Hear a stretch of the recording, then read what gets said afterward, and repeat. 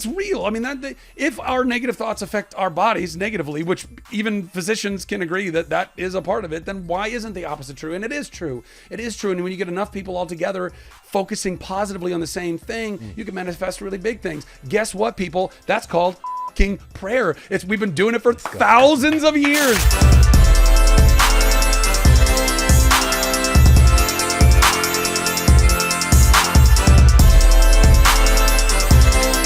Guy, Zachary Levi, welcome to the Model Health Show. Man. Dude, Shawn, thank you so much. Very, very honored to be here. Appreciate all that you're trying to put out into the world and helping people live healthier, better lives. And that's what you're about too, man. Yeah. You know, and I was just so pleasantly surprised to see you're using your platform to talk about some of the biggest issues that we have right now. And you have a core understanding of part of the reason we're experiencing so much divisiveness right now. Yeah. Can you talk a little bit about that? Yeah, well, I mean, first of all, I mean, I think it's our responsibility, whatever platform you're given. And look, your platform might just be with your closest friends and family. It might be that type of a platform. Sometimes you're given something that's more than that. Regardless of the size of the platform, I think that truth still has to be at the front of what you're trying to put out into the world. Truth and wisdom and kindness and joy and love and those high vibrational things, And I've been very, very blessed, man. I've been so blessed, and I'm so grateful that I get to be living my literal dreams ever since I was a little kid. I mean, I've dreamt of living this life, and I'm living this life, and I'm living it at a really high level, and it's, it's so cool. But I don't take, I guess similar to Spider-Man, with great power comes great responsibility. And gifts, power is a gift, and all these gifts that I've been given in this platform I've been given comes with responsibility, and I don't take that lightly. And so I've always tried to use it for trying to bring good into the world. And 5 years ago I had a massive breakdown. I mean, legitimate, didn't want to live anymore. And thank God found this, really incredible treatment. And I for 3 weeks straight was in this super intensive, life-changing treatment. And learned a lot of things there that I couldn't just, keep under my hat. This wasn't just for me. This is, if you learn something that's real and that's true and that can be helpful to other people, you then spread it as much as you possibly can. So I was really grateful that, doing podcasts similar to this, HarperCollins heard me talking about this journey. They're like, you need to write a book about it. That'll help a lot more people. I'm like, cool, let's go do that. And so I've gotten to write Radical Love now, which has been tremendous. But listen, I could be wrong, although I'm rarely wrong.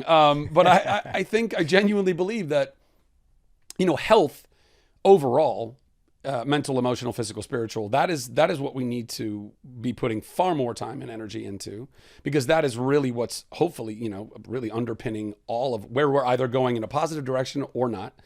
But mental health particularly, I think, is really kind of the most important thing we need to be talking about, because really even at the root of poor physical health is poor mental health. At the root of poor emotional health is poor mental health. If you don't understand your own traumas, your own past, which, by the way, does not make, I think that trauma in and of itself kind of has this weird stigma about it. We're getting through it, but look, we're all traumatized. There's all little trauma. And it's a spectrum. There's little traumas, there's big traumas, and it's all that's just neuroplasticity in your mind. We're learning so much right now. But mental health is really, I think, if you go upstream and if you're looking at any problem, whatever it is, murderers, warmongers, greedy people, whatever, anything where we are, as human beings, are not acting on our highest level and we are acting at very low levels and taking advantage of other people or whatever that is, you follow that upstream, it always comes back to somebody's broken heart or broken mind. That's what it is. That's where it all starts. You can go and try and clean up beaches that have oil spills or garbage or whatever. Yeah, you can go do that forever. Or you can go upstream and go take care of the things that are polluting the beaches to begin with. So then you don't have to keep cleaning those beaches. And the same is true with mental health. We got to go upstream. We got to go find out what's going on. And we got to help ourselves first and foremost, put our, to use the airplane analogy, you got to put your own mask on before trying to help other people with their masks. Because I've done plenty of that in my life. And you just end up suffocating on the cabin floor. Like, it's not a good move. But I was so grateful and blessed again that I had the resources and the time and the people around me that not everybody does have in order to go and really try to understand myself and love myself on a much deeper level. At 37, 5 years ago, when I went into this therapy, I had no real idea what self-love was. I didn't know. I thought I did. I think we all kind of, because we all think we have an idea of what love is, but which we can dive into that too, because I think that love as a concept is so misunderstood. Whether that's romantic love or love, we're really the core of it. But I think that's part of it. We don't really understand what that is, so therefore we don't know how to really truly apply it to ourselves. And a lot of us, maybe most of us, grow up in households where our parents didn't understand this. So of course we're not going to understand it. And our parents didn't understand because their parents didn't understand. And their parents didn't understand. This is only really now. We're living in this really amazing, terrifying in some ways, but also really beautiful and hopeful time where mental, emotional, physical, spiritual well-being are really being talked about in powerful, beautiful ways, like a podcast like yours. So yeah, that's what I just feel very compelled to do. And that's where ultimately God kind of led me. What could have been the end of my life turned into this incredible metamorphosis. I got to come out of that, literally booked, the biggest job of my life in Shazam while I was still at therapy. I talk about it in the book as well. All of that was this incredible moment of going and working on myself, and then the blessings that came from that. And I really, truly believe that every single one of us has that ability, has that opportunity to do the real work, to do this work. Right. And then once we can do that, then we are stronger and more capable of receiving the blessings that I think are very much out there and waiting for us. Wow, man. You even mentioned receiving being a problem too, you know? And so just to tune into one particular part of that, which is going upstream and seeing where all this is coming from, because a lot of the divisiveness or the inability to perspective take, to have patience, to communicate with other people has a lot to do with what's going on with ourselves, right? Our state of mental health, our physical health. And it's not that you can't have compassion when you're not well, it's just harder and it's more complex. And it also takes more to be able to do it. What if we focus on getting well first, like as a person, as you mentioned, self-love, and I want to talk about that because we think we know what that is. There was one statement that you made that was essentially in our culture today, if I don't have enough, then I'm not enough. Let's talk about that a little bit. Well, I mean, that's been the problem ever since, I don't know, the agricultural revolution. I mean, prior to that, we were hunter-gatherers and enough was enough. We weren't worrying about collecting or gathering or hoarding more. Then once we figured out as human beings, by the way, I'm a total layman when it comes to all this stuff. So these are my opinions that I've, based on lots of other very intelligent people that I've listened to talk about these things.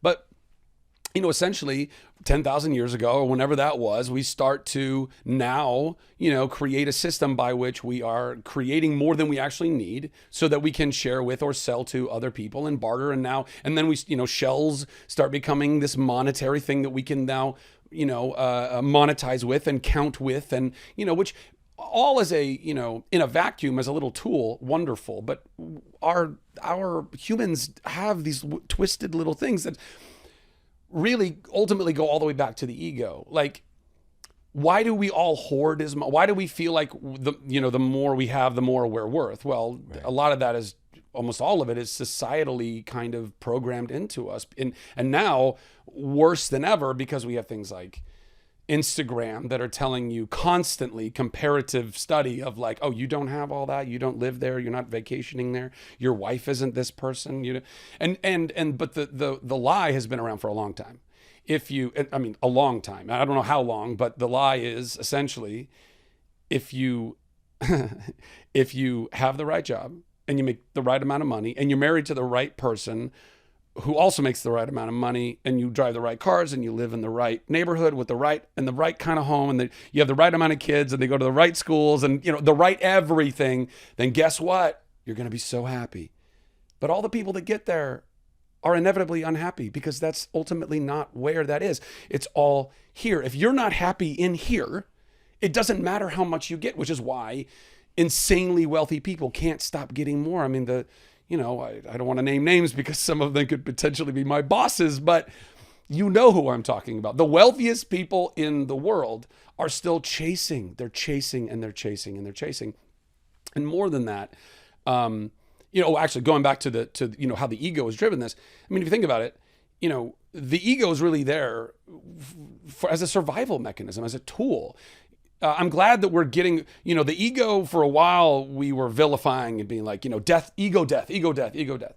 And I understand that on some level, but really it's more like ego acceptance. It's ego relinquishing. It's looking at this thing that really served us beautifully. I mean, particularly as children, if you go through really toxic, traumatic childhoods, your ego saved your life. My ego saved my life. Kids that go through like hardcore sexual abuse, disassociative, type of things that the ego allows for, that saves their life, so we can't, I think we have to be able to like really appreciate it for what it's been, but recognize that it creates all of these not necessary habits once we become more healthy, or hopefully more healthy versions of ourselves as adults. And if we keep going back to it, we're going back to, behaviors that are not serving us anymore, And so thank God, I feel like I got to a place where I was able to recognize that. And I have, in the last 5 years, done a tremendous amount of work getting there. But what's really terrifying is that the ego, way back in the day, the ego was tapping into our our sympathetic nervous system, and telling us, here's all the things you need to survive. You need shelter, you need food, you need water, some form of clothing, and the rest of your tribe, right? Like that's pretty much all we needed. And the ego would really only kick on to get those things. That's actually a pretty wonderful, simple life if you think about it, right? I mean, of course, obviously, and all those things, yes, you need all those things, and then constantly being aware of whatever, saber-toothed tigers are the things that were going to come and get you. But once we created money, and this is why I think, we have such an issue and problem with this. Money in and of itself, if treated in a healthy way, I don't think there's an issue with it. But the problem is that money represents all of these things. You don't need to go find food. You don't need to hunt. You don't need to make your own clothes. You don't need to make your own little house. You don't need to do any of these things. You can buy it all. So why worry about those 5 things when you only have to worry about the one thing? Get the one thing, go after the one thing. I'm going to get more of this one thing. And then not only are all of my survival items taken care of, now I've also got, look at all the surplus. I can go buy more things. I'll be more than surviving. I'll be thriving. Well, that just becomes an unhealthy addiction to getting more and more and more of this. So you can be more and more and more of this, which is really just an unhealthy projection of who you are insecurely inside of who you are because you haven't done the actual work. And so that's why I think, it's not just about healing ourselves, but recognizing that this thing is actually tapping into our very primal part of who we are. Really recognizing that, because if we don't, then it's just blaming Instagram and just, but no, there's something really genuinely inside of us on that regard, I think, Yeah, man. Oh my God. That's that making that connection, even with how we're hardwired, is so profound. And to be able to make that connection within ourselves and to see how that very simple things that we're wired up for have become overloaded. Yes. Essentially. Like you just listed all the things that equate to a successful life today. Yeah. And it's just a new this is just made up recently. Yeah. And we check these boxes. And here's the thing. A lot of those boxes to check, they're created by marketers. Bro. They're created in an effort, again, to make more of that thing. Yeah. Every American, it's the American dream, own your own home. Made up by the banks. Well, by the way, a perfect example of that is this right here. How many guys and girls, but I mean, specifically women and globally too, not in every culture, thank God, but I mean, let's just use the US as an example. I mean, getting a wedding ring, a big ass rock on your finger. I mean, it's because it's what we do. I have to do it. People will judge me if I don't do it. It's what people judge you by. Oh my gosh, let me see the ring. How can I see it? Blah, blah, blah. That's all literally manufactured by De Beers.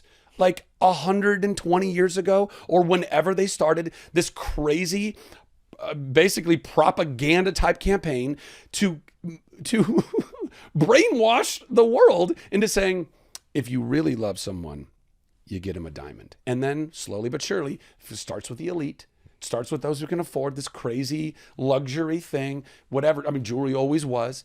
But then people who are of lower means are looking at that, wanting to emulate that. Because again, why would I want to live in poverty when I can live like that? And the more you can emulate it, the more you can somehow mentally step into it or whatever. That was all completely manufactured. We continue to be brainwashed by all of these things, through our media, but brainwashed to believe that this is good for us, or brainwashed to believe that this is good for us or necessary or whatever. But again, we have not evolved physiologically. We're still hunter-gatherers. Technology is going way faster than our brain's ability to keep up with it, our body's abilities to keep up with this. Which is why we would be a hell of a lot happier if our lives were always simpler. And it's also why I think a lot of people, I mean, I'm sure you know a lot of these people. I'm one of them who really believe that, we've in searching for our own happiness, going and, chasing this lie, this dream, this lie. What it's done is, we all have to have our own big home. Well, I guess that just tears us farther apart. It just tears us farther apart. And everyone's doing this and realizing, I don't have community anymore. I'm longing for tribe. I'm longing for community. Yes, because it's built into you. Because that's one of the only things that the money can't really buy you. I mean, it can buy you memberships to clubs or things like that. But you can get some companions out here, man. Well, you can get you can get some hangers-on. And you can get a lot of leeches. You can get a lot of all those types of people. But... Yeah. It doesn't actually get you real, true tribal community connection, and people are starving for it now. It's a real thing. Yeah. Prior to the world shutting down, the team for the former U.S. Surgeon General reached out to me to have him on the show because his book was about what he deemed to be, and I of course went and reviewed his data, that loneliness was the number one health issue facing our society. Mm-hmm. And he was showing all these stats on increasing the risk of heart disease, of suicide, of anxiety, of everything that you can name really that's suppressing our culture. Yeah. And it all is rooted in loneliness. And because this goes back to that wiring that we have, and we're just out picturing chemistry in our bodies because we're not getting the inputs that we're really wired for, which primarily is connection. Yeah. And again, it's a part of that, your top 5 of survival. It's literally programmed into you. And it's no wonder that, look, because there's a difference between being alone and being lonely, right? Some people are, I'm a extrovert's extrovert. Like, I need to be around people in order to feel charged and going. And I love it, man. It's like going to New York for me is like, give me all of that. I want all of it. But I also have very dear friends that are hardcore introverts. And they need to be alone. They need to be alone for long periods of time. And they're never lonely. They're good. They're good with them. Well, hopefully if they've done the work on themselves that they need to do. They're good just losing themselves in a book or whatever, spending time with their dog, they're fine. But even they, if not connected to other energy, life force,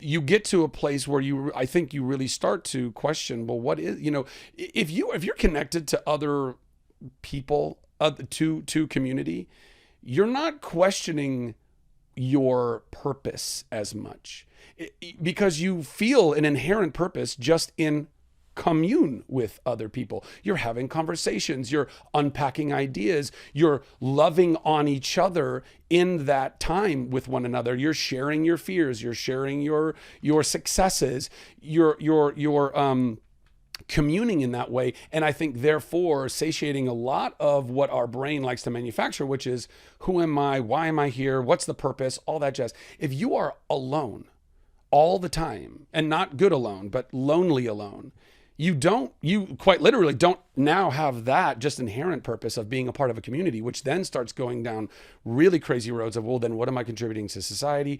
Who am I? What am I at all? Nobody wants to be with me. And our brains, man, one of my favorite quotes I've ever heard from the book, The Untethered Soul, you are not, well, and by the way, I'm butchering it. I'm sure I'm butchering the quote, but it's basically, you are not the voice of your mind. You are the one who hears it. And if you can't recognize that, your mind's going to tell you all kinds of stuff like it did to me. You're not worth anything. Nobody cares. You're f***ed up your life. You're a failure. You're all of these things. And when you just sit in your own thoughts all the time because you don't have other people to bounce that off of or tell you that you have worth, even if by just existing, that's going to lead to a myriad problems in the rest of your life. Man, just really thank you, man. Thank you for sharing this, for sharing your story, because people, again, they'll see you and they'll see the success and they'll like, he just has this, he has that. Yeah. I can't connect with this person because I have fill in the blank issues, right? Yeah. And for you to share your voice on your experience, that voice in your mind that you've had to go to war with on many occasions, it just really creates such a sense of hope that I don't think that we often get today, because literally the manifestation of that superhero, right? Yeah. And to have that resonance to like, truly like, I can be a hero too. Yeah. Well, thank you, man. I appreciate that. But I tell you, man, ever since I was a kid, I love people. I've always felt called to love people, to bring as much joy into this world as I can, to bring as much healing into this world as I can, to be a leader within that. And I love that we can go through really gnarly in our life.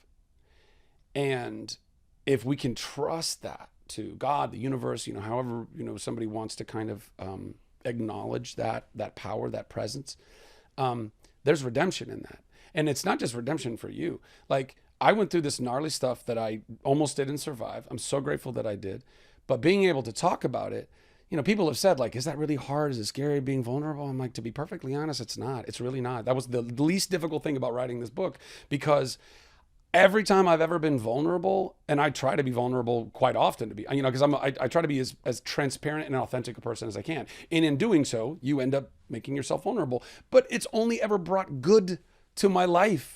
Only positive. There's not like, there might be some person, some Yahoo out there who's like, well, I can't believe that person did that. I can't believe they would say that. But that's just because they're dealing with whatever they're dealing with in their own heart, And that's part of what we talk about in the book. It's like recognizing that everyone is on their journey. Everyone is doing their best. And to anybody out there who's listening to this right now, like, give yourself a fucking break. You're doing the best that you can. You are. It might not feel like it, but you are. And then through that grace, have a little more grace and patience and empathy with yourself. And then go and love on yourself by reading a book that might help you, talking to a therapist, biggest thing ever. I mean, just go and talk to somebody, talk to a professional. It's the most important stuff. Man, when you talked about the ring scenario earlier, even when I say the ring now, for the Lord of the Rings pops into my mind. Yeah. One ring to rule them all. Or some wacky girl that died in a well and is going to come get you after 7 days. Both of those simultaneously popped up in my mental Rolodex. But you talked about, this constructed idea of the ring shows how much I love you, right? Yeah. And this is the thing that I admire about you, and also because you're living this incredible life, is that it's not the thing that's bad. It's when we attach our ego to the thing and it defines us. Yeah. And every time when I get into conversations about, and I'll just share this with you since I'm talking about what comes up in my head. Totally. Whenever I hear the word ego, I think of Eckhart Tolle. And in this hand, he has his hand, the pain body. I love when he starts talking about the pain body, I'm like, let's go. I love it. But just, being able to identify that, right? You mentioned how we have that voice in our head, but we're the witness. We're the presence that's witnessing that thing. And if you can make that distinction, and not to say that our ego is bad, but now our ego doesn't become the person the figure in the driver's seat. And we can utilize our ego and understand the value of our ego, and also understand we're not that. We're not just that. Yeah. We're something so much more. 100%. We're so much more. It's really unfortunate just how shallow a life that we all accept nowadays. And I will say that, again, part of that, I think the first problem was that wealth became, monetization, money, wealth, that 10,000 years ago started becoming what our survival mechanisms, our ego, our sympathetic nervous system started to really tap into. But almost even more nefarious. And it's directly tied to the money. But I think it's probably even more nefarious, and it's happened really, I think it's a thing that's only kind of Well, I don't know. Actually, maybe something like this has existed for a while, but in a very different way. But in modern society, I think, and specifically right now with social media, with all the things that are going on, the real cancer is being cool. Cool is cancer. And to expound a little bit, look, the Fonz, that kind of cool. The truth was, cool used to mean unfazed. Like cool as a cucumber. Like, I'm not going to, actually, cool used to be if it was genuine, a truly good mental health, practice, because you're not allowing whatever's going on out here to freak you out, to make you act out of your emotions, act out of these things. Cool used to be cool. But what cool is now is all flex.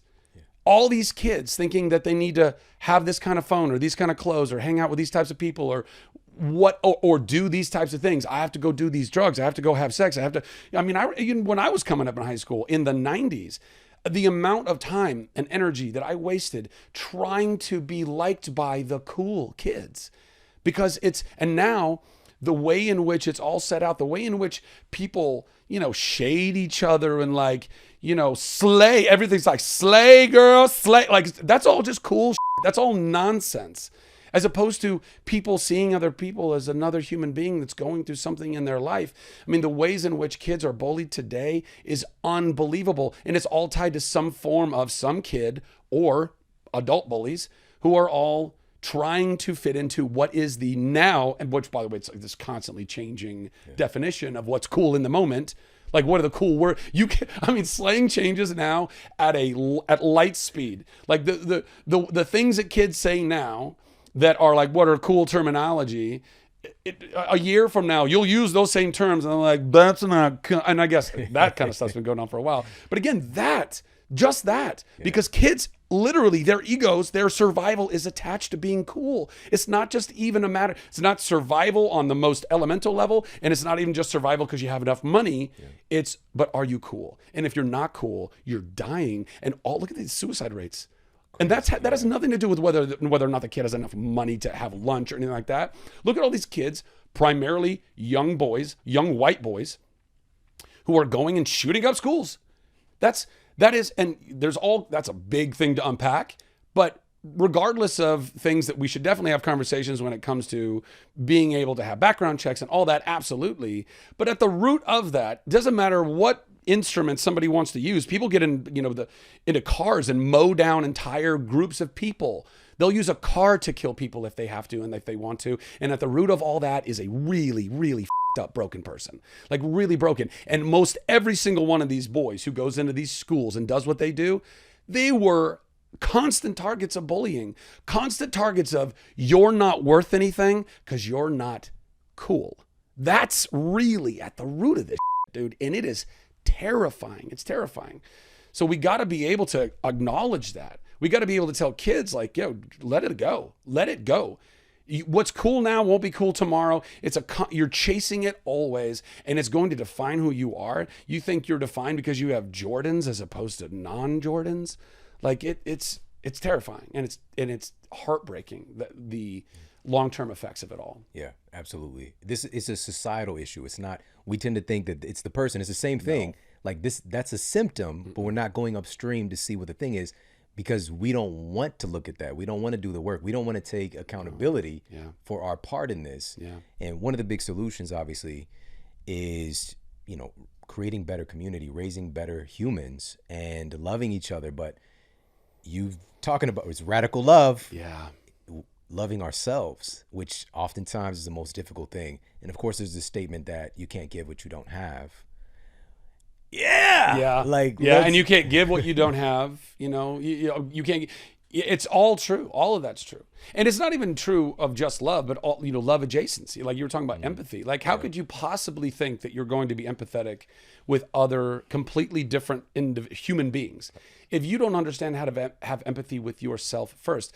If you don't have patience with yourself first, you won't understand what it truly means to have patience with other people. If you don't have a kindness with yourself first, you won't understand what it truly means to be kind. We have ideas. We have proxy ideas of what love and empathy and kindness and grace and patience and all these things are. But I'm telling you, man, I don't think most people really, I didn't. And I considered myself a pretty loving, kind, patient, empathetic person prior to going to all of this therapy.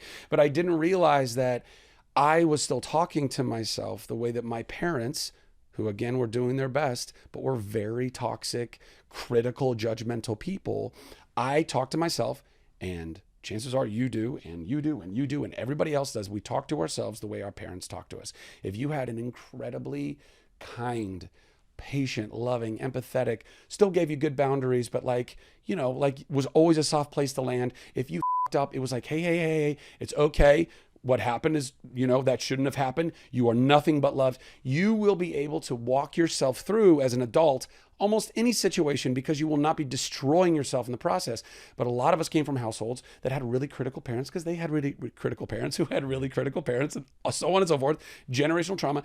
And so what do? You destroy yourself for the rest of your life in the way that you talk to yourself. And yet you still are figuring out how to quote unquote love and quote unquote be kind and patient and all that stuff. And you think I'm doing it right. But we're all doing it. I feel like maybe on the road, I'm still a little bit like, by the way, man, I love people so much. And I really do think I'm very patient with people, but damn it, if bad drivers are just not like the end, they are the end of me. They are the end of my patience. I'm still working on it.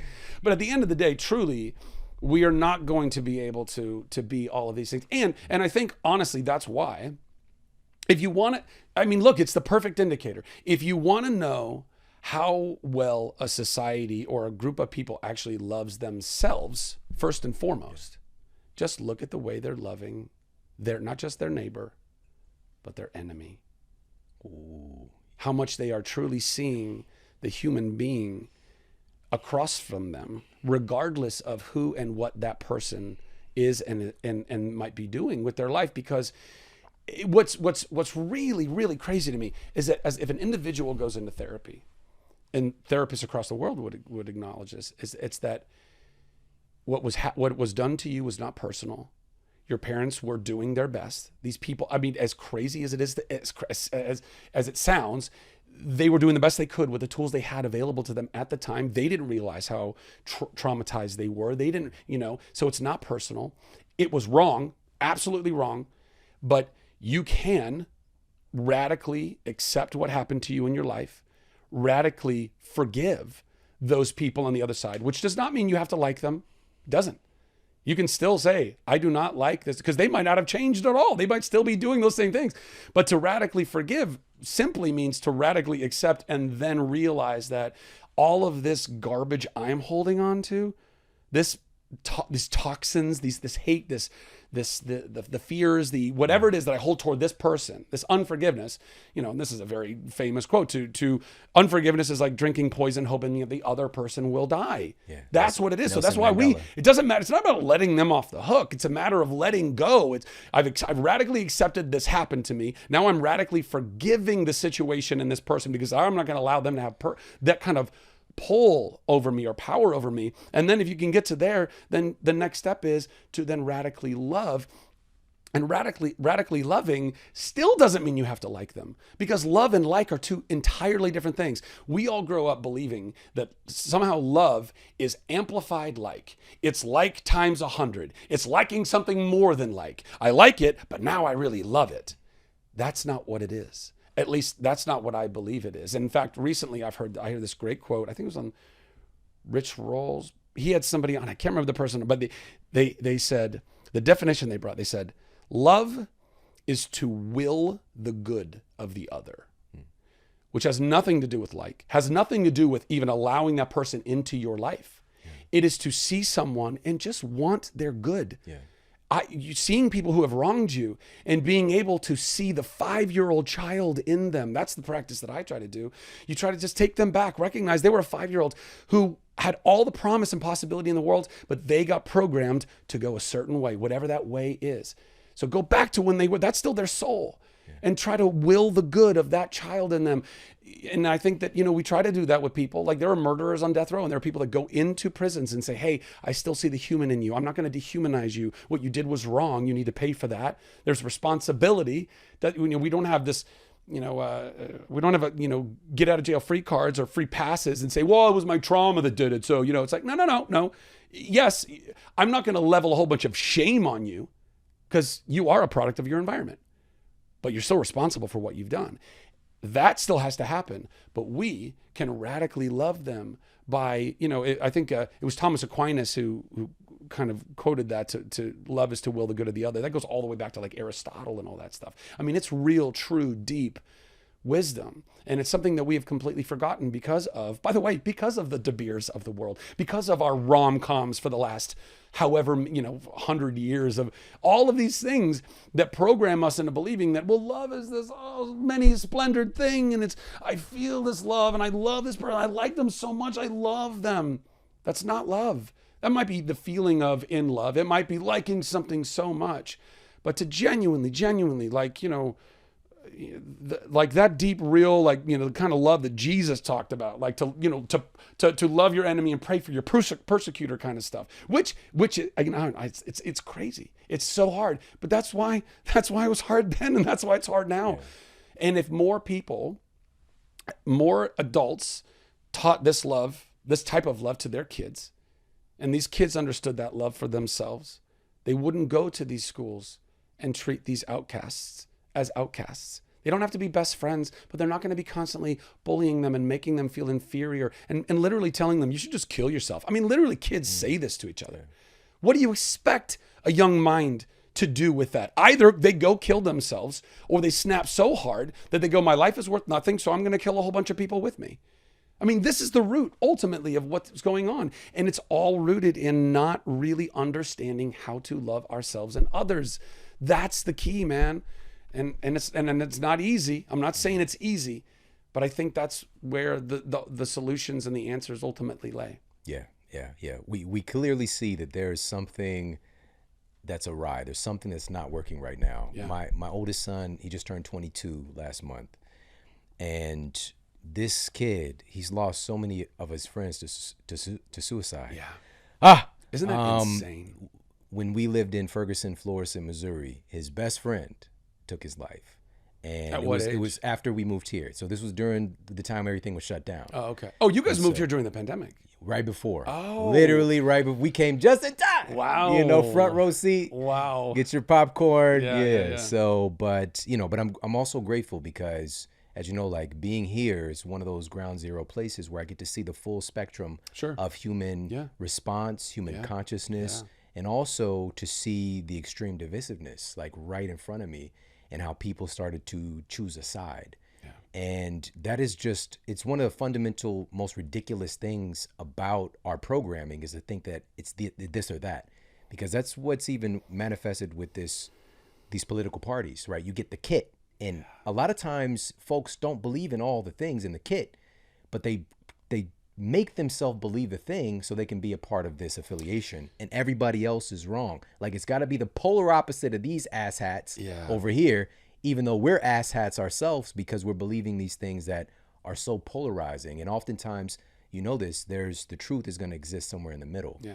And so one of my hopes with all of this craziness that's happened is for us to kind of look at how we've allowed this system to take place, where by its very nature, it's choose a side.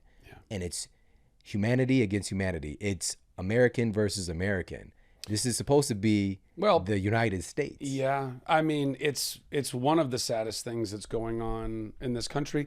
I would even argue that, in the world, look at places like even the UK. I mean, they're a pretty divided people, Brexit and non-Brexit, and there are various conservative and liberal parties. But I mean, man, I've got so many thoughts on all that. First and foremost, I think that we all as human beings need to recognize that we are being constantly manipulated. And it's not just to buy rings, guys. It's not just to buy rings. It's to buy into entire ideals and ideologies that are not healthy for any of us. And it's so that people above us want us to be, and again, these are my thoughts, but I really believe it's because it only does them a favor. If we're all arguing with each other, guess what we're not doing? Holding them accountable. We're not looking at them. If we're all looking at each other and yeah, instead of wait, let's just take a second. Let's take a second. Should we just look at the people above us really quick? Yeah, holy, what the is going on? What is going on? I mean, insider trading, term limits, all of these things that clearly we, the people, should be saying this is so collectively. I don't care where you fall on the spectrum of politics. Everyone should be saying, can we at least make sure that these things aren't going on? Because guess what? If you're a regular person and you get caught with insider trading, you go to prison. Yep. And yet, if you're a Nancy Pelosi, and by the way, it's not just the Nancy Pelosi. There's conservatives that are guilty of this and Democrats and whatever. But all of them should be at the very least, should be under the scrutiny that a regular human being, a regular citizen should be under, and then some. If you want to be a leader in a country, guess what? You're held to higher standards, not less. And yet they have almost no standards. They have almost no oversight. And we, the people, are arguing all the time. So of course, we're not going to collectively make that a priority, which is so sad. But more than that, the way they've built the system, they know the system works in a way that's going to continue to perpetuate this. And part of what does it is there is at least, there are 1, 2, 3, I mean, people could argue more, but all you need is one hot button topic that splits. Abortion actually is probably the most. I would imagine abortion is probably the most hot button thing, right? You got these people over here that are, hardcore pro-life, and these people over here hardcore pro-choice. Now, you could have a conservative who's hardcore pro-life, but actually agrees with, or would be willing to agree with, a lot of more, let's say left-leaning type of ideals. And you could have a liberal who is hardcore pro-choice, but, let's say fiscally is more conservative, whatever. But they don't have a choice in who to vote for. Because if the most important thing is this life or death thing, right? Mm-hmm. This freedom or not thing, then it's kind of like, well, it doesn't matter. All the other things are trumped by this one hot button, and they know this. The politicians know this, and we don't recognize that they're basically just holding us hostage by these 1 or 2 hot button things that don't allow us to come together in the middle to work out all the other things. And the more we are refusing to sit down peer to peer, two ends of a spectrum, and just try to have a respectful conversation. And I think both sides are very guilty of this. I see people who are really brilliant on both sides of these arguments, and yet they talk with such disdain. They speak of the other frame of mind, the other ideology, whatever it is, and anyone who subscribes to it with such disdain. Well, of course you're never going to get together. Of course you're never going to have a meaningful conversation, because you're starting the conversation with, clearly, I am entirely right and you're a moron. That is the air that they hold and that they carry. And it's hubris, it's arrogance, it's not love, it's not seeing somebody else and saying, listen, I think you're entirely wrong, but I understand that you came from a completely different life and a completely different path, and I'm willing to sit with you and understand why. And maybe I'll learn something along the way. Maybe I'll not change my position, but I'll have a deeper empathy for why someone might have a different position than me. But they refuse to do it because we have now, the way we've been programmed from our news, it's not people just telling us the facts. It's people opining and saying, let me tell you about these idiots over here, whether it's Fox News on the right or CNN and all the rest on the left or whatever. They're all just telling us these morons. It's all that, literally, that's how they carry themselves. Yeah. And it's disgusting.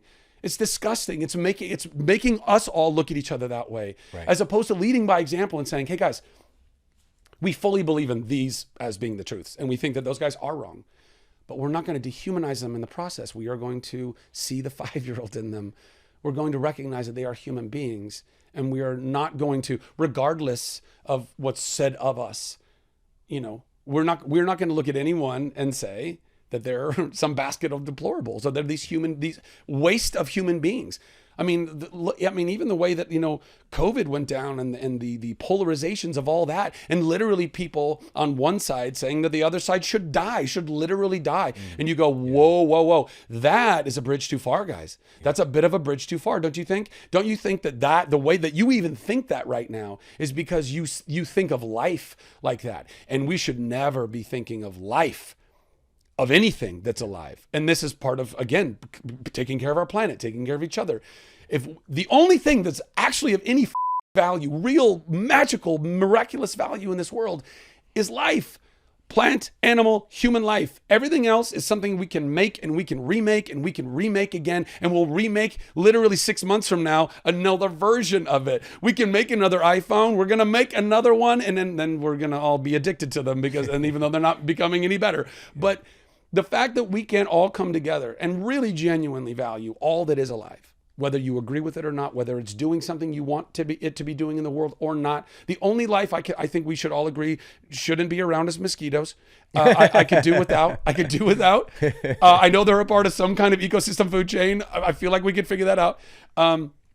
But by and large, that if we can really, but we don't value, we've lost this, we've lost the ease of the shelter, clothing, food, water, tribe, protection, whatever that, we've lost sight of that, and we are into all of this other stuff. And so therefore our egos, our survival instincts are being hijacked by people that are so happy to do it because it keeps them in power and it keeps them rich. And, which, again, bit of a tangent from loving yourself and all that, but I think it's all part and parcel. And by the way, and I think that this is, going back to what's so sad is that we can all agree on individual levels. Listen, what's happened to you has happened to you. You have to radically accept it. I mean, you don't have to, but if you want to move on in life, you do. You have to radically accept, and you really should, and have to radically forgive. Otherwise, you're going to be holding on to this stuff. And then to radically love, which doesn't mean to like it all. You can have all the boundaries in the world. You can tell this person, I never want to see you again, but I will your good. I hope that if I ever do see you again down the road, 10 years from now, you've had miraculous changes in your life. I want that for everyone in my life. You know what I mean? I wish my mom was still alive so that she had that opportunity to have done that. But if my mom was still alive and still toxic right now, guess what? I would still not have a relationship with her. I would will the good for her. I would do everything I could to give her an opportunity to get there, but whatever. And yet we agree on all these things for an individual. But when a group of people is acting out of their trauma, when there's an entire group of people that are saying, and might even have some valid arguments. Trauma bonding. When they say, hey, this other group of people has wronged this group of people historically or whatever, and there's trauma there. Rock and roll, let's figure that out. But if we're not radically accepting, radically forgiving, and radically then loving this, then that group of people will be trapped in their trauma forever. And yet the leaders, the politicians, even the scientists and the doctors don't weigh in and say, hey, as a group of people, we need to be able to heal from this. Instead, those fires are stoked. Let's not work through these issues collectively. Let's not come together and heal. Be mad. Keep being mad. Keep being angry. Keep that venom and that in you. And that is hugely sad and detrimental. And again, one of the most insane things that I can think of, because once you break it down to an individual level, that's what every single therapist would tell you. Anyone that's worth their weight anyway, Yeah. This is really magnifying for me the kind of carnival situation that we're at now. Like we're at an extreme at this point. When you mentioned earlier, you said whether the news network is on the right or on the left. The fact that there is an entire news network dedicated to one-sided political views, this is like some stuff straight out of, science fiction, but it's real. And here's the thing, and we're not going to dig into this too much, but it's understanding there are people who are making massive amounts of money behind the scenes. All of these networks, even though they seem like, again, they have these different political views, they're all primarily funded by the same organizations, Vanguard being one of them, but also they're all also funded by pharmaceutical companies, Pfizer, is brought to you by Pfizer. And so again, they're not going to have a narrative disrupting story because they don't want to offend their audience, right? It's not about informing people. It's about, in essence, it's propaganda at this point. It's programming people. Yeah. It's And programming. so, you know, and But, also I yeah, want to go share ahead. this too, because when mentioning even the political sphere as well, and I just shared this on a recent episode, 2/3 of U.S. Congress members got a check from a pharmaceutical company in 2020. All right, 2/3 On both sides. Now, this is the thing too, and you said this amongst what you were saying. Yeah. There are good people within these systems who are trying to do the right thing, but when we're coming into this and we haven't done the work, we are extremely susceptible to that environment, right? And easily corruptible, because it's just the nature of, you want to get something done. I'm trying to start this foundation over here. Let me get this check from Eli Lilly or from Merck, and it's part of doing business. I'm not thinking about the favor they're going to ask for me when the drug prices are continuing to go up, and I can create policy to stop that. Yeah. But they're lobbying to make sure that they can keep drug prices as high as they can. Yeah. And look, unfortunately, there's this really bad tendency within human beings to rationalize. We have this incredible ability to rationalize. Yeah. And the ends can always justify the means.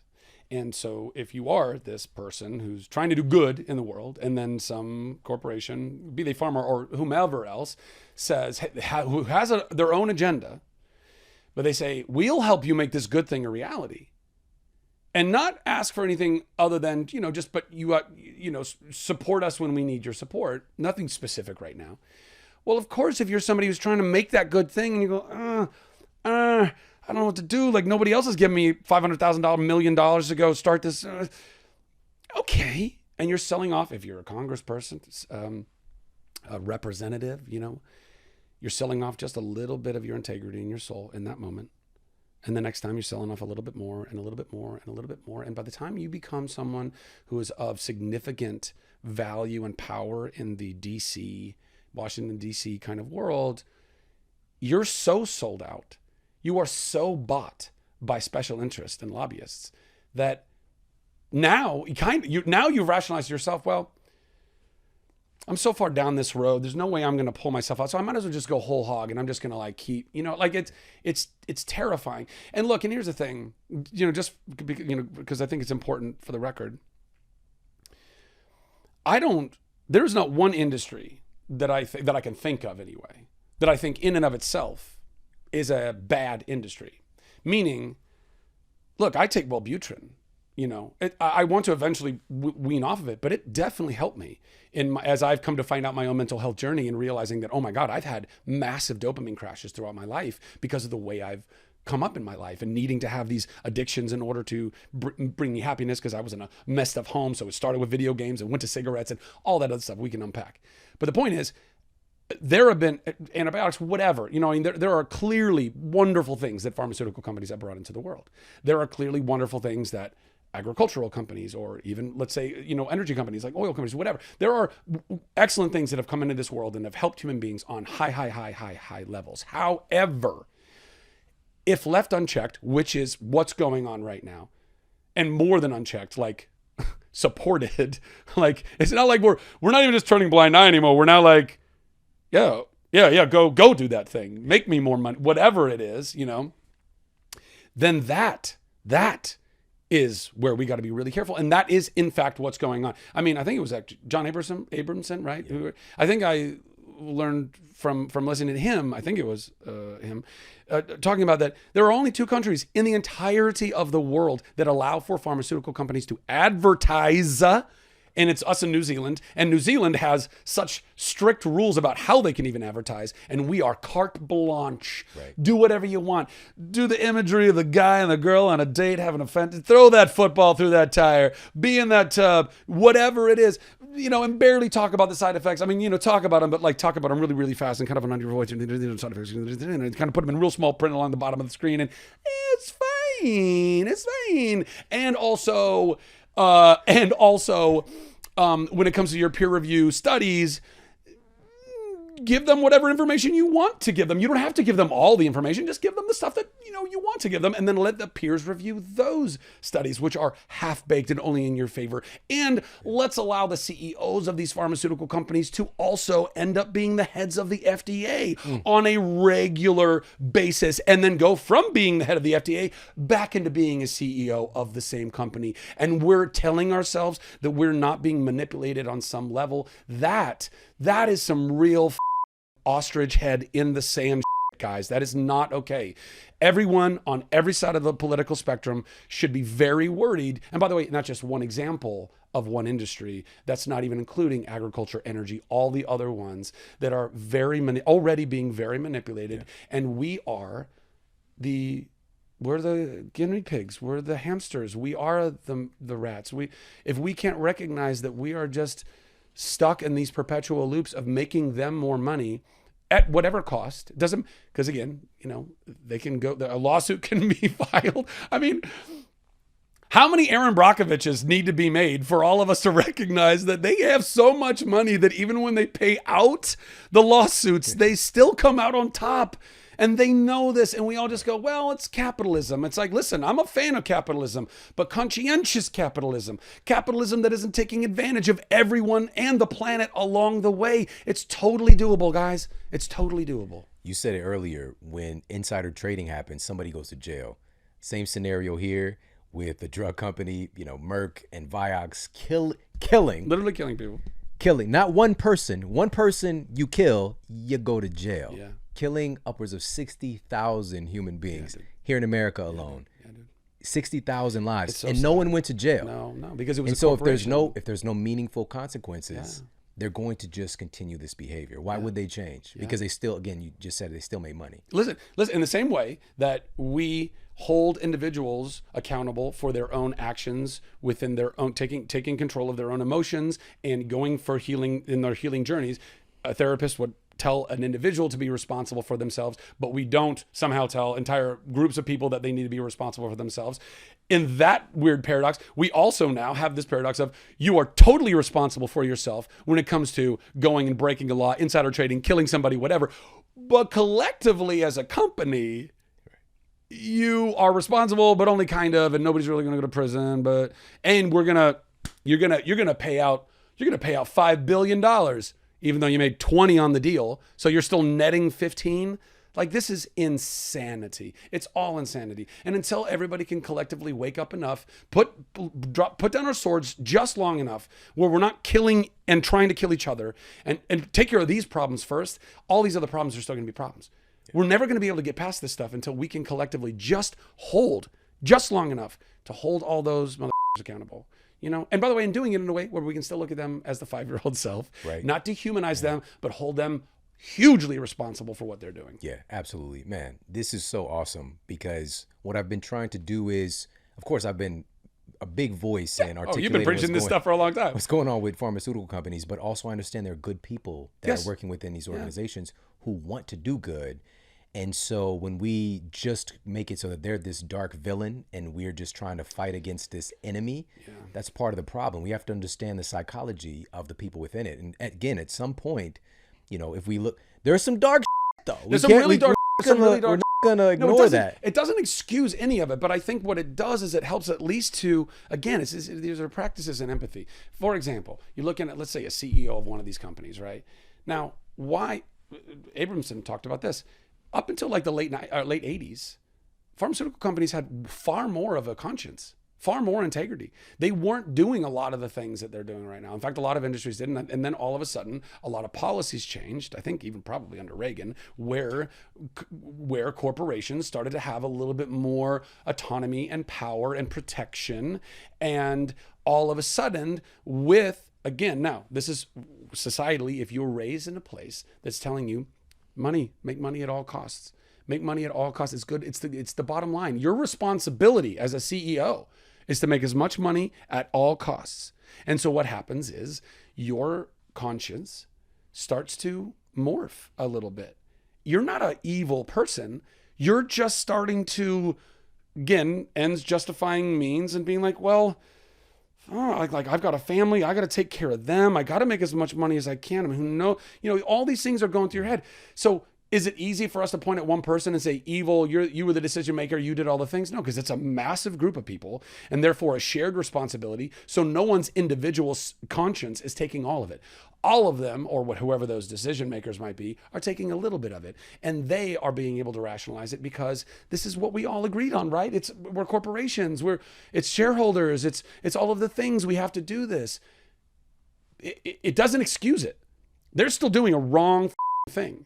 But we have to be able to see them as somebody who's actually caught up in the same bullshit. They're caught up in the same lie. And we all get caught up in lies. Anyone who's sitting around in this kind of self kind of righteousness of I'd never do that. You. We're totally capable of doing anything and everything. I mean, this is one of the things I love about Carl Jung. I mean, he was super into that, the shadow self. And what we don't like in other people is us knowing that we're totally capable of doing that. The darkness in ourselves. You could absolutely become a murderer if your life path took you on that place. You could absolutely be some greedy CEO taking advantage of everybody if your life path took you to that place. So it's that balance, holding people accountable, but not calling them monsters. And yet, by the way, some people do incredibly monstrous acts. Some people do really evil acts. I think we have to be able to disassociate the act from the life force, recognizing that we are all capable of doing evil. But I think in our most core, we are not evil. I mean, you can make the argument that like a sociopath or a psychopath is evil, but even they were clinically, they were born with a weird, there's something in them that tweaked them. So what, am I going to blame, you're going to really blame someone because they were born a certain way, right? We can't actually do that. We can hold them accountable and put them in a straitjacket and put them in a room or whatever needs to happen so they don't kill people. But to look at them as if they're like some animal. I mean, bro, this is, to me, one of the most insane things, and this is very Western culture, very, very United States, but the fact that we can look at a dog that is mangy and dirty, and maybe you just watched literally kill another dog or a rabbit or something like that, and it's snarling and it's angry and it's in a corner and it's barking at you, and yet almost every human being can look at that dog, step away from it, obviously, right? If you're smart, but look at the dog and see a dog in there, a really amazing dog that just had a fucked up life. We have empathy for a dog, but you see a human in that same place, evil, dirty, I don't want anything to do with them. Kill them, put them in prison. We don't even have empathy for each other. And that, I mean, again, just indicative of how up we are, how divided we are, how out of tune with actual love we are. Yeah, man. And again, when a problem arises, I believe a solution arises with it because there's access to this information on some of the things we could do. And so I want to talk to you about that a little bit. Yeah. You mentioned earlier about comparison, and us just getting trapped in that and lost in that. And so we're not able to go within and to do the work necessary to be able to see the humanity in another person. Yeah. And so what can we're in a social media age today, so is there anything that we can do to supplant or just to turn down the volume on all this rampant comparison and start to see the value that we carry as a human being?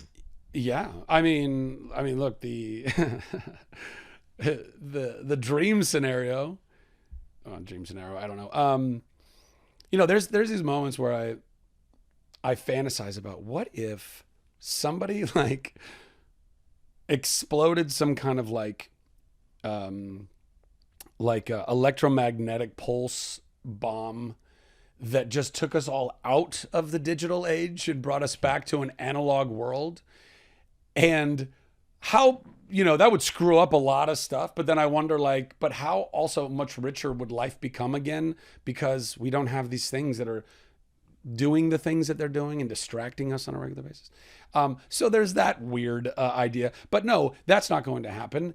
And moreover, I don't know that it needs to happen. What we need to do is we need to take responsibility for how we interact with all that is available to us. And I think that, look, social media, the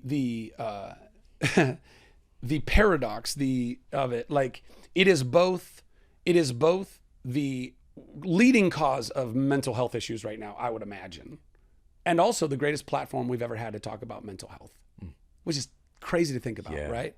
And I think that anybody out there who really feels that they are constantly comparing themselves with other people and that social media is a part of that, listen, if you are having a hard time getting off of social media, then just stop following accounts that make you feel that way and start following accounts that don't. I mean, that was something I did. There were a lot of people or things or whatever that I was like, these are either just straight distractions or not making me feel great about where I'm at in life or whatever. But there's these other accounts, by the way, yours is one of them, like, going to places that are helping me to learn more, going to places that are helping me to, inspiring me to want to be a better person. And there's a lot of like philosophy accounts or, podcasts, health podcasts, things of that nature, science, conversations around that, spirituality, or just like some silly dad jokes, whatever it is. But if you're going to interact with social media, do it on terms that, we all have the ability to make it on our terms. But that's just, that again, that's more of a symptom though. You got to go to the root. If you want to stop comparing yourself to other people, go to therapy. Go talk to somebody about why you're even doing that to begin with.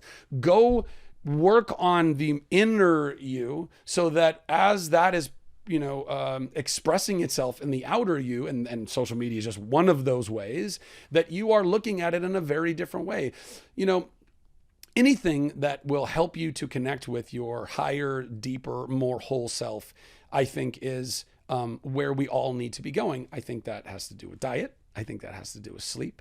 I think that has to do with meditation and prayer. I think that has to do with, I love where plant medicine is going right now. I recently did this really amazing ayahuasca retreat down in Tulum, and it was with wonderful people, beautiful souls. It was my first time ever doing it. It was something I'd wanted to do for a really long time.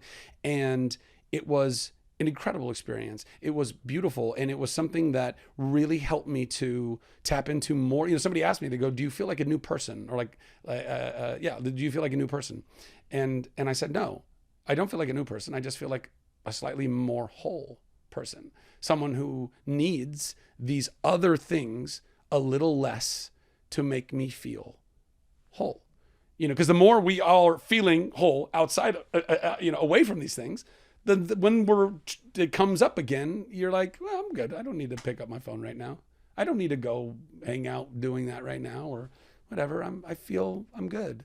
I'm not constantly criticizing and judging. And that's why I think therapy is madly important, because if people really want to stop comparing themselves to other people, then they really have to start loving themselves.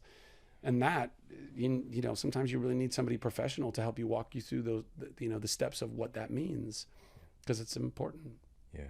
Absolutely. And of course, your book is a wonderful resource. And also, I want to ask you this now that I have you here. Is it intentional with you putting yourself in position to bring about more even empowering entertainment? Like, I got to ask you about this. You played Kurt Warner in a biopic about his story. I'm from St. Louis. Yeah. This was during the time when, even when my oldest son was born, I had a Rams jersey on. Mm-hmm. All right, I was at the hospital with the Rams jersey on. It's a true story. And so I Hand saw out the come Rams logoed cigars to everybody. I saw when Trent Green got injured and Kurt came into the game. Yeah. I was watching. Yeah. Right. And of course I'm like, who the is this guy? And then to see the ride that we went on, it was like, the city was buzzing. It changed the city. It changed the culture of St. Louis, and then they proceeded to leave. Yeah. But I followed them out here. Of course. And so for you, was that an intentional choice for you to play a role like that? I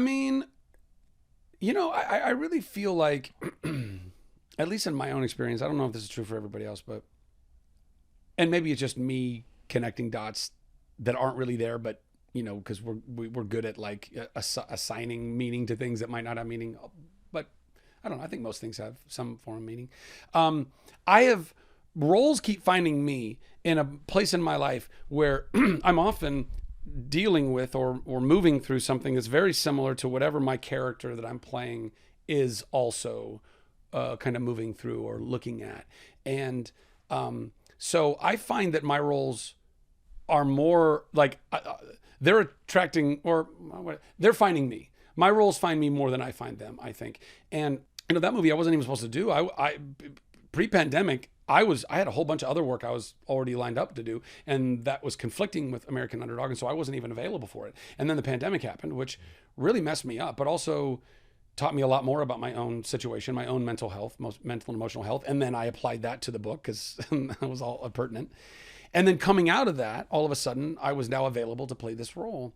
And again, Kurt was somebody that I idolized as a kid. I was like, he was so impressive. The story was so amazing. And even like, I kind of came up in a Christian household and all that kind of stuff. So there was that faith connection and all that stuff. I was like, oh my God, this guy. And so to all of a sudden, then now that this is coming full circle, and now I'm playing this guy who I already had so much respect for, and then getting to know him and his wife, then, had far more respect for. And for it to be, actually he and I had very similar paths in that we both wanted to get into entertainment. I mean, sports is ultimately entertainment. And we both believed it from a very, very, very, very, very young age that is my destiny. That is my destiny. And I'm going to do whatever I can between now and then, but I'm not going to give up, and I'm going to keep going come hell or high water. And so there was a lot of that I was able to draw on. But, ultimately, I think that one of the things that ultimately that was really powerful in that story, and something that I keep wanting to, reminding myself and reminding other people of, which is that what ultimately broke for Kurt wasn't, there was all these really incredible things. If you look back on it, him going to the Arena League, for example, this thing he didn't want to do. Well, that made him 5 times faster as a regular NFL quarterback, because the offense and defense moves 5 times faster in Arena League, which means you got to read your receivers and get the ball out to them that much faster. Well, little did he know then that was going to work perfectly with Mike Martz's offense when he got to St. Louis, and he was going to blow doors on everybody because nobody was used to that, right? But in the moment, you don't know these things. So trusting that you are learning and growing, even when you don't think that you are learning and you are growing and becoming a better version of yourself, to then be ready and prepared for what is around the corner. And not only that, but this myopic focus that Kurt had the whole time, which you kind of have to have, but of like, I'm doing this. This is where my value is. This is where my value is. This is where my value is. Until he finally was like, if it never happens, it's okay. Because where my value is really in loving this woman and loving her kids and being that guy. And then all of a sudden, boosh, doors blow open. He's now been training, unbeknownst to him, to be a better quarterback in this Arena League, and his priorities got straight. And he was valuing the deeper, real things. And then boom, blessings arrive on his doorstep, totally unbeknownst, and in the craziest ways. Nobody wishes that the person ahead of them breaks their leg in some weird way in preseason and all. That's a weird way to get your blessing answered.